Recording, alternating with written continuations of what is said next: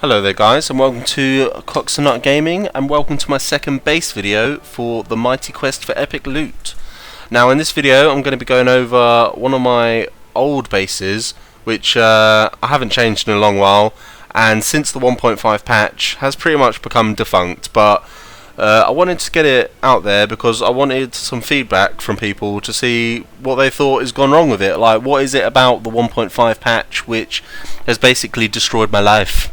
And so I've been away for the past week, so I've pretty much missed the whole patch release, and you know, a lot of you are probably going to be more versed with it than me, but just to show my history, the patch came out about a week ago from the date which I'll be uploading this video and recording it now. But so go to 1 week ago, which is obviously about here. 1 week. So I reckon it was most likely about here, pretty much where the line is. But I think, yeah, that guy's done it twice, so we'll say it's probably just before him. And so as you can see, before this patch, my castle was not undefeatable, but it was hard, and people were losing to it a lot. And you know, you see the odd comment when people decided to, you know, they'll say, you know, very nice castle, it was enjoyable but just hard. And that's one of the things I found before the patch. There were three types of dungeons. There were people who just didn't really care and their dungeons really easy. There was really hard but enjoyable dungeons which you could eventually beat with enough repetition, and you know, and I found them the most rewarding to do, because you know, it's what the game's really meant to be. Is you're meant to make a hard castle which, you know, protecting your loot, and you kind of don't want it to be beaten, but at the same time, if someone does, you know, really try and they eventually beat your castle, you know, then hats off to them, let them have some loot. And then the third type of castle, which is people who are knobs and exploited, and I left them such rude messages which I won't, it's too rude for YouTube to what I left on their walls. And but as you can see, so about here, oh no, sorry, a bit higher up, about here was where the patch came in, and suddenly, you know, my castle, whereas before it was almost undefeatable or very hard to be defeated, it's just the exact opposite now. I think this guy must have really struggled to lose. I'm going to talk you through the dungeon quick, room by room, and yeah, if any of you have been playing the latest patch and you've become versed with the changes, you know, let me know in the comments below, like, what is it about this which was so good before? Well, obviously I know why it was so good before, hence why I made it, but what is it now which has changed, which has made it so bad? Because I did read the patch notes before I went away, but to be honest, it's left me now. But so yeah, I'll go through it all now quickly. So in the first room, this is a room that you saw a lot of, and I'm guessing you're not going to see a lot of it now anymore because of one of the changes I remember, which was to the hamster wheels. Before, hamster wheels would knock you over and stun you every time they hit you, and sometimes people get bugged out on the walls, which I didn't enjoy it when people did that. I don't like bugs, and I don't like to win by using bugs. But at the same time, I didn't see this as a bug. Yet you really had to struggle to get stuck with this. It was just annoying to get past. So with the first bit, all of these are one mob. And so whichever way you run into, you're going to have the rest pile in behind you, with the Dr. Bones there with the resurrection power. You know, it's just a bit annoying, it's a little bit of a time waster, and yeah, that's all it is really. In this next part of the room, I do waste a mob, although that guy there, he did kill both. You only have to kill one of these, and I'd say this is maybe where I'm failing now, is the fact that I'm wasting a whole mob, but maybe that's contributing to people doing my dungeon within the time limit. But basically, after struggling to get through this hamster wheel, the Cyclops gets immediately aggroed by this guy here. This is the reason I've got these two snotters here, is because it starts the aggro once you're halfway through the hamster trap, so you know, there's no going back. But since then, I have learned there are abilities which can now just pull through walls, which I think does need to be changed. Like, I think all aggro should be done via line of sight when it comes to player aggroing mobs. But that's just my own personal views. You know, let me know if you disagree. So once you've aggroed this mob, the Cyclops then immediately charges you into the hamster trap, stunning you, and then you're getting knocked over again. And while all that's going on, you've got a debaser and two archers headshotting you, and you know, A lot of people did die there, I'll admit that, and if they didn't die, they always wasted a lot of time there, which was nice.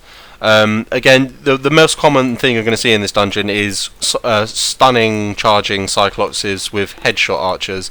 That's mainly because prior to the 1.5 patch, there really wasn't that many things which could instant kill someone other than getting shot with 2, 3, 4 archers at once. And the only other thing I really found which did lots of damage was Shieldatrons, whatever they're called, Robo-Shieldatrons, the big ones.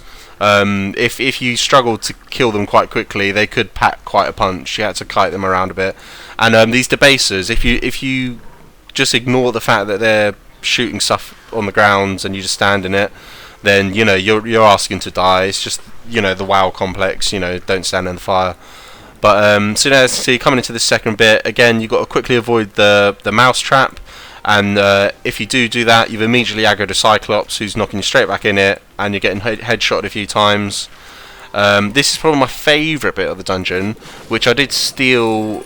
Well, I stole and modified. I'll give Cola Maniac is one of my favourite base builders in this game. If you've read his guide on the forums, it's the same guy. And this is something I saw in his base. His one was slightly different. I've modified it for my own tastes, but the main gist of it was you pull a mob here, and there's a hunger bot here, and so you're busy fighting these mobs here. And while all that's going on, you don't notice the hunger bot quickly come around the corner and pull you straight into a second mob. So yeah, hats off to Cola Maniac for that one. Although I did modify. And I'd say this is probably joint with when people don't die there, they do tend to die here, and the vast majority of people who die in my dungeon died at this point here. And yeah, just people don't expect. Like, you see this, 2 Debasers and a Cyclops. It's, that's not necessarily a small mob. That's about 16 points, 15 points, I think. So people don't expect something else to be coming when you pull that. And suddenly this hunger bot comes around the corner and pulls you into 4 archers and another hunger bot. So if you haven't managed to kill that Cyclops yet, you're going to be having him charging at you, 2 hunger bots grabbing you, and all that while trying to quickly kill 2 Debasers and 4 archers, and people do just tend to die there. The next bit again, it's kind of what you've seen before. You get through. You quickly try and get through a hamster trap. Once you've done that, you look at the aggro ring. As soon as you get past it, you've immediately pulled this mob, getting 2 lots of headshots at you and 2 lots of floor AoEs, and the only way out of it is to quickly run through a hamster trap, and if the timing's not there, you're going to be knocked over, stunned, at which point you're going to get shot anyway. So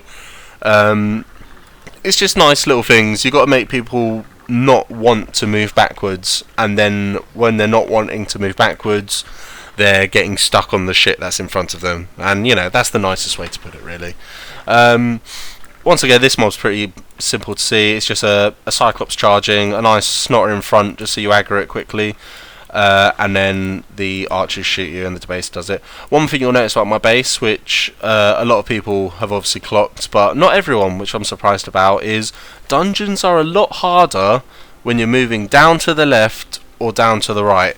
For people who have their dungeons going up this way or going up this way, it lets people see what's coming before it comes, and that is one of the easiest ways for people to defeat your dungeon. So it takes nothing at all to just rotate your rooms and have your exact same castle design, always going down to the left or always going down to the right. And maybe at a much higher level dungeon, when you've got rooms to spare, because at the moment when you've only got, say like me, 7 rooms or less, you really don't have enough to create a maze of sorts, like going all over the place. But so when you have a few amount of rooms, just make it go down to the left, down to the right, and people will have a lot harder time, because it's hard to see, because it's annoying that you can't get to the actual camera level that your characters are, but you can't see this mob coming up until you've already run through the aggro ring. If you run through that aggro ring, you've charged into it. Whereas if that was going upwards, so if you imagine this here was that exit there, you'd see that Cyclops standing there, and so people need to drill it into their heads that down to the left, down to the right. It makes the dungeons a lot harder, and you'll protect your loot a lot better. But moving on, I digress. Once again, same old trap. Quickly get through a hamster trap, and you're charged, and you've got archers on you, floor AoEs, you don't know what to do with yourself, you lose your mind, you die. Fire traps here. These here, I've noticed, especially now, post 1.5, they do a lot of damage. So I think in my new design, which I'll do a video, a creation video, which will be my first one, I'm going to have a lot of these because they do so much damage, and I think my focus is going to be having people getting pushed onto them, pulled onto them, you know, forcing people to fight on the flame traps basically. And so if they're trying to avoid the flame traps, they're getting hit by the mobs. If they're trying to kill the mobs, they're getting hit by the flame traps, and all in all they die. At this point in my dungeon I ran out of points so that's why I've just got the kind of maze room with loads of slow traps, slow them down as much as possible. And then my boss room's kind of, I was finding the higher level I got, the more people could deal with bosses. At the risk of sounding big-headed, it was probably because of my how to kill the bosses video. Yes, but hence why I've got these mobs here, because that's the one thing I found is when someone knows how to kill a boss, which people obviously the more they play they do, if they've watched a tutorial like my own, you know, they know how to kill the bosses. Whereas if you have a complicated mob like this, it can prove a bit tricky, and it's not always just a set. And with a mob like this, it's not always just a set routine to kill it. Depending on where you run in the room, they're going to be shooting at you all over the place, and it won't always go to plan. Whereas if it's, say, they're instantly going to run there, and they're going to know exactly where to stand to kill him. And I just find I don't know now 1.5 onwards, because to be honest, I haven't reached many boss rooms post 1.5. This game is hard now, and yeah, so I don't know how strong the bosses are now. I'm guessing a lot harder, so I might be wrong in saying that a mob's good, but definitely pre 1.5 this was a really strong boss room. If people did manage to get all the way through, they'd hit here. Again, because the room's going down, you don't see him straight away. All you see is the Hungerbot and the Cyclops with a shield on him from this guy. And, you aggro it, and then suddenly you're getting pulled all over the place, knocked all over the place. Sometimes into flamethrowers. There's floor AoEs on the floor, and all that while getting shot by 4 archers with headshot. And, people just died. But, yeah, so I mean that's the extent of what it was. And again, like I said at the start, I want to know why is it you guys think that this is no longer a viable dungeon? Just to let you see the history again. It's just lost. But then about here, when before the patch happened, it was pure win. So it's weird to think that the game has changed so much in one patch. I know it was a big patch. I like to call it the anti-exploit patch. Because it did fix a lot of the exploits, and that's the thing. I've found the game now. There really aren't that many exploit dungeons anymore because they're so freaking hard. Pete Palmore especially. If you've watched my tutorial videos, you'll see that pre to the patch, I was able to pretty much one-shot him. If I got a crit on my headshot, I would one-shot a Pete Palmore of equal rank to my level, and now I barely do a quarter of his health, and I just don't. I can't deal with this. It's so stressful. But no, this has been my castle. Then in my future video, which I'll probably do later on today or tomorrow, I'm going to be making my post 1.5 castle using what I've learnt from playing other people's dungeons, and yeah, but so no, I do want to know what's wrong with this one though, because it's a shame to completely delete everything and start fresh. So let me know. But if you've enjoyed this video, I won't say have you found it helpful, because it's an irrelevant dungeon now. But if you've enjoyed this video, give it a like, and more importantly, add me in game, because I do enjoy. Since I've started making my videos, a lot of people have started adding me, and I do enjoy playing through all your dungeons. And one thing I do like to do is give comments to people's dungeons, let them know what I thought. Say if there was a little corner I thought, if you did this here, your dungeons would be 50 times stronger, and I would have never have beaten it. Or a lot of the times I don't beat people's dungeons, but yeah, so like, subscribe, add me in game, and I'll see you later, guys.